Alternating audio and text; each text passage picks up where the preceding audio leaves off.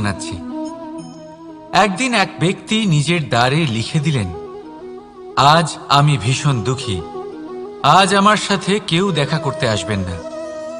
কিছুক্ষণ পরে তার এক বন্ধু এলো, সে সেই লেখা পড়ল, তাও গিয়ে তার সাথে দেখা করল। সে বলল, আমি লেখাপড়া জানি না, কিন্তু আমার বন্ধুর মনের এই বেদনা, এটা আমাকে সবসময় ডাক দেয়। এরাই হলো আসল বন্ধু। কোনো কারণে আপনি যদি দুঃখ পান, কোনো সমস্যার সমাধান না বের করতে পারেন, এই সংসার থেকে আলাদা হয়ে যেতে চান, তাও এই বন্ধু আপনার সাথেই থাকবে। সমস্যার সমাধান না দিতে পারলেও আপনার সম্বল হয়ে অবশ্যই থাকবে। হয়তো আপনার দুঃখ কম করতে পারবে না, কিন্তু আশার আলো অবশ্যই দেখাবে। যখন আপনি সংসারের থেকে আলাদা হয়ে যান, তখনও আপনার সাথে যুক্ত থাকে